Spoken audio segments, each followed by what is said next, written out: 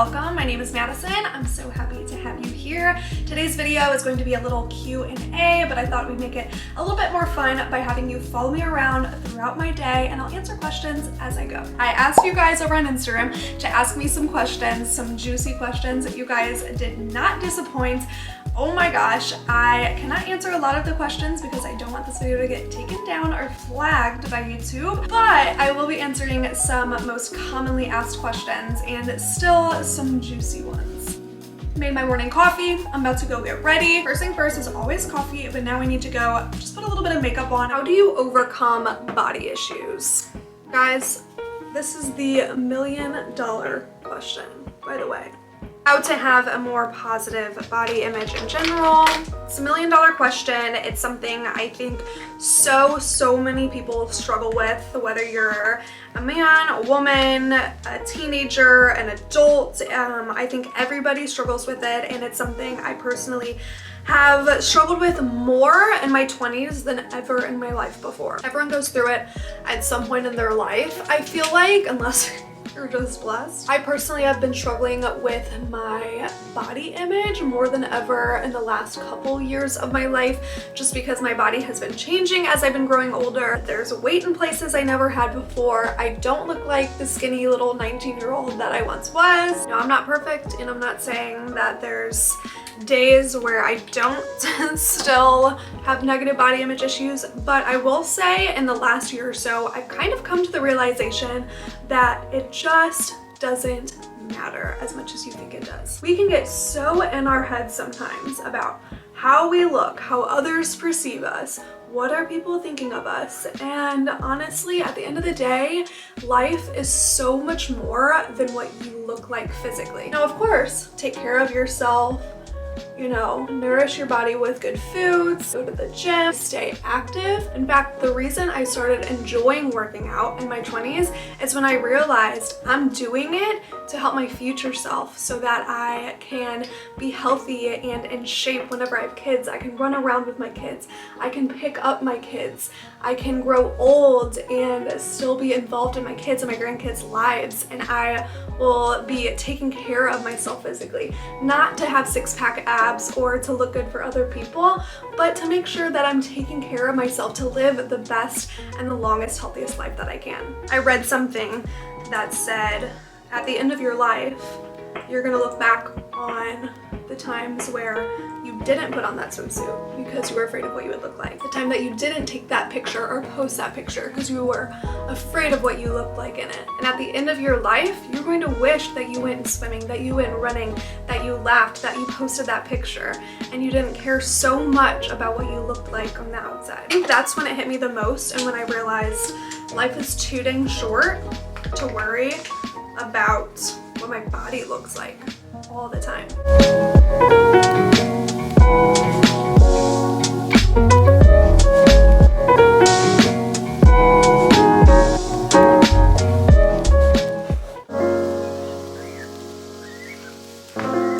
Wearing the cutest little flannel. Honestly, I've been really into just throwing on flannels lately. It's pretty hot outside, so I might just end up wearing the tank separate. Cute little crop tank, some leggings, these cute new sneakers I'm wearing. I'm obsessed with, you guys. It's from the brand Vivea. Vivea is a chic footwear brand that is focused on eco-friendly and responsible footwear. They are all about sustainability. In fact, all of their shoes are made 100% recycled materials. These pair of shoes are made up of 6 plastic water bottles. Like, what? That is so cool. The Vivea shoe brand has established a zero waste process when making their shoes, and I think all shoe brands need to hop on that bandwagon. It's a goal of mine to start shopping more sustainably and more responsibly, so when I find brands like these that are literally taking plastic water bottles and plastic that otherwise might end up in a landfill, but instead reusing it and recycling it into pairs of shoes, It's so incredible. It's something that I think all brands should start thinking about and considering to be more responsible with creating products. All I know is these would be the perfect shoes to go with any outfit for teaching, whether you're in the classroom, if you're in an office, if you're in a workspace, the perfect workwear shoe because they're comfortable, especially if you're on your feet all day. I already know these would have been my go-to shoes in the classroom. Even the packaging that the shoes came in is 100% made of recycled materials. Vivea's second anniversary is underway, so go follow their Instagram for more info and bigger discounts. I will have a link down in the description box below if you guys would like to check out Vivea. You can use that link to get 15% off your first 2 pairs of shoes, and if you spend over $180, you will get a free pair of the hemp insoles. You need to go potty? You need to go potty? Okay, let's go. Come on.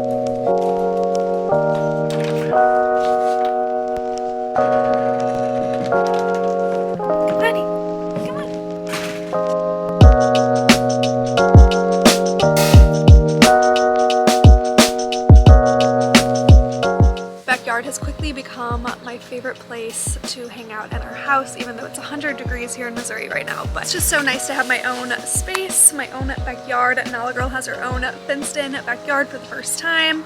We love it. Advice on long distance relationships. Now, I do really want to film a video all about long distance relationships because if you guys are new around here, my boyfriend Kyle and I, we currently just moved to St. Louis, Missouri, but we've been living in Columbia, Missouri while he was finishing up medical school for the last 4 years.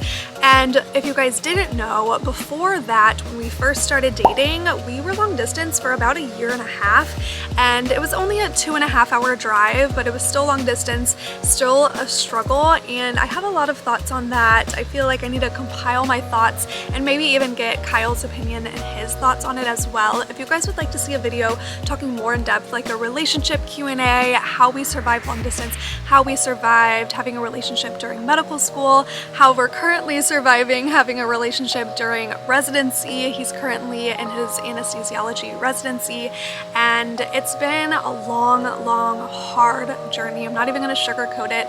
Relationships are hard. There's ups and downs, and you really just have to lead with love, I think, more than anything.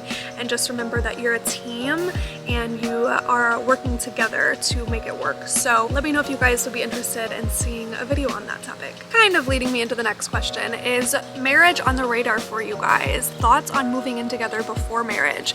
So Kyle and I have been together a really long time, if you guys just did the math, and we have definitely talked about marriage. We talk about it all the time. We talk about how we'd love to be married one day and live the rest of our lives together. However, you know, there's a time and a place for everything, and we just haven't come across the right time to get married.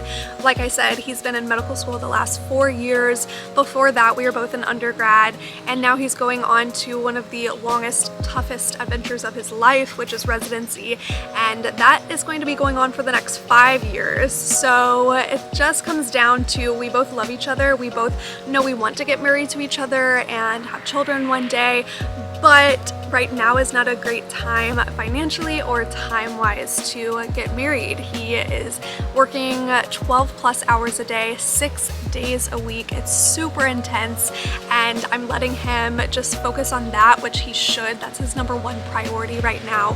And marriage may be in the future down the road.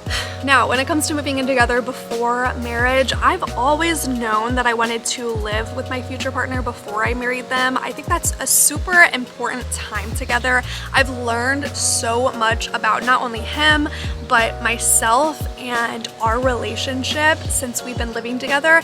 And there's so many things I don't think we would have learned, we would have been able to work through unless we lived together. There's a lot of ups and downs. I'm not going to lie and say that it's been the easiest road living together so early on in our relationship, but I will say that it's made us so much stronger. And if your belief system and your values are telling you to wait until you're married, that's 100% fine too. I think you just need to do whatever right for you, whatever feels right in your heart, and also what's best for your relationship. I mean, maybe if your mom and dad are telling you no, but in your heart you know that it's right for you to live with your boyfriend before you get married or live with your girlfriend, then I think you need to have a conversation with them and just show them why you think that would be a good reason and why it's important for you to live with that person before marriage. At the end of the day, we just want relationships to work, right? You just want it to be the healthiest relationship possible. And if that means living together before marriage, I think that's what you should do. But if you think that that could somehow put stress on your relationship with your significant other or stress on your relationship with your family, then that's okay to wait until you're married. I have a couple of friends that waited until they were married to ever move in together, and it made moving in together after marriage that much more special. Also, everyone has a different timeline. Kyle and I, we knew that it was either we move in together or we're long distance for the next 8 years of our lives, you know? And so whenever it comes down to decisions like that, we may not have moved in together so quickly if we hadn't been forced to make a decision like that. And if you're in a position where you don't need to make that decision so early on, then I say enjoy your independence as long as you can, living by yourself or living with a friend, and marriage and living with a husband or a wife will always come down the road.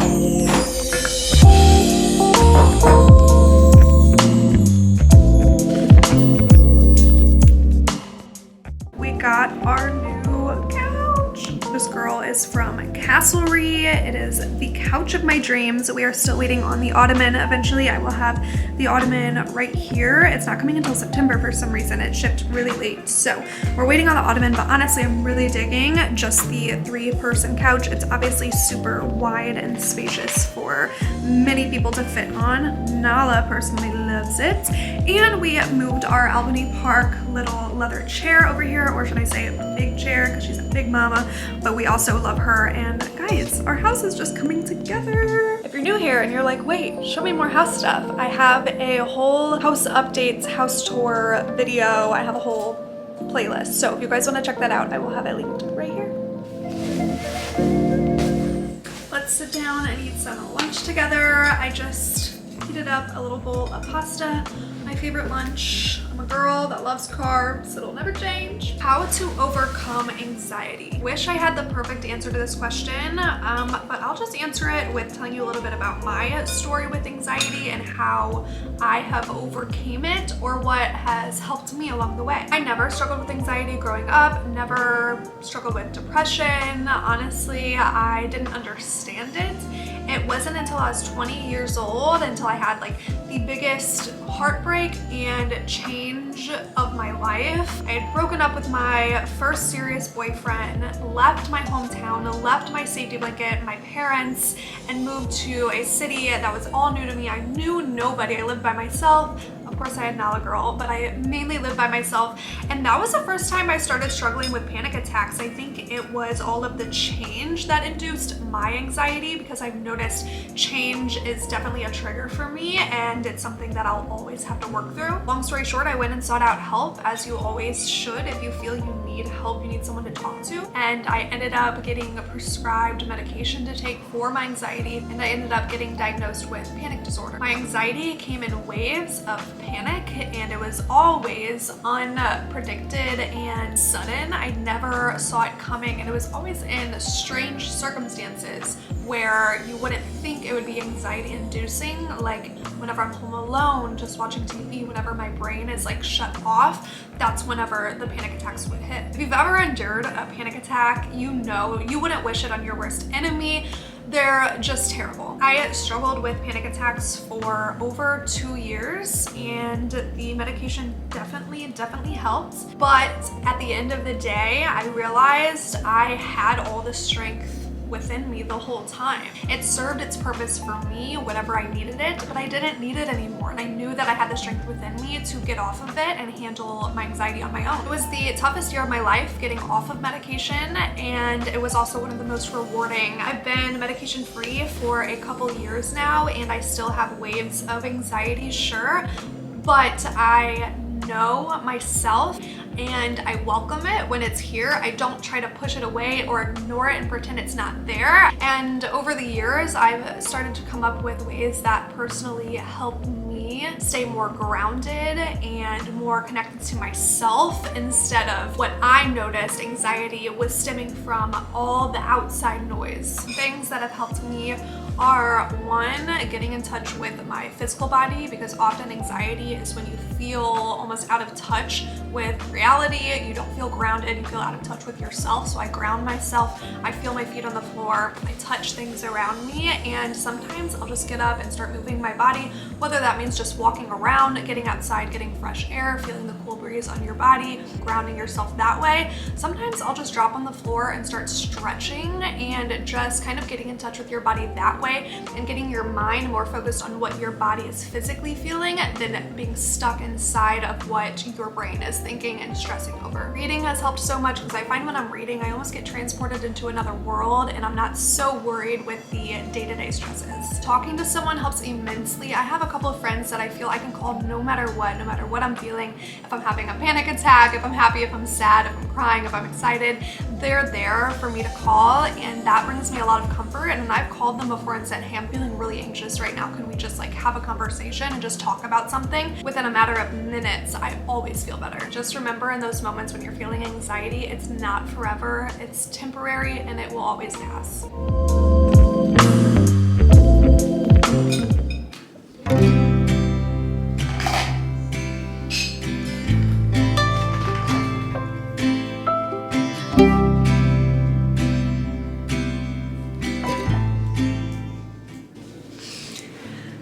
I just finished editing a video, answering some emails, just doing some admin work, and it is about the end of my work day. But before I finish off this video, I'm going to answer one last question because it's about the most common asked question I get. If you're new around here, I recently just left the classroom after being an elementary school teacher for 2 years, and I get a lot of questions asking me about that leave, but I do have a whole video dedicated to it, kind of explaining why I left. But I will say in that video, I was a little bit too in the moment, too in the midst of the burnout to be able to properly verbalize why I was leaving. And now that I've had a couple weeks out of the classroom, or about a month now out of the classroom, I've had some time to look back and reflect on my years in the classroom, and it really was so wonderful, and there's so many great experiences. So if you're looking to go into teaching, don't let my story discourage you. There are so many wonderful things about being a teacher, and we need more positive, passionate teachers in the world. And if you're going into teaching, I'm just so excited for you to go on that journey. If you're one of the teachers that are asking me for my thoughts on leaving the classroom, and if you are also thinking about leaving the classroom, all I can say is it's such a personal experience, and you just have to follow your heart and your gut. And for me personally, I just knew that my heart wasn't in it anymore, and as a teacher, you have to have 100% heart and soul. Otherwise, you need to kind of ask yourself if it's time for you to step back. For me, it wasn't even about myself. It was more about the students. I felt like I was not showing up as the best version of myself every day for them. I wasn't showing up as the best teacher for them. And that's when I realized I needed to take a step back and take a break. If you're also in that position, do not feel guilty for putting yourself first and putting your needs and your wants first. You, at the end of the day, you need to be doing something that brings you joy and fills up your cup, not something that drains you. Future teachers, current teachers, I'm wishing you guys all the best. As always, I'm always around to chat and to answer your guys' questions. Please feel free to leave comments, questions about my experience, or advice. And I'm an open book. I'm here to help. I'm here to chat. Feel free to DM me over on Instagram as well if you guys just want a listening ear, because that's what I'm here for. I hope these questions helped you get to know me a little bit better today. Thank you for coming along with me on my day. It was such a fun day, and honestly, I want to do more videos like this in the future. If you guys enjoyed it, please give it a thumbs up, subscribe. It really supports my channel, and comment down below what other content you guys want to see from me. I have so much content to come, all in the health and wellness and productivity and taking care of yourself mentally, physically, spiritually world. If you are at all interested in that, definitely stick around, and I will see you guys in my next video. Bye.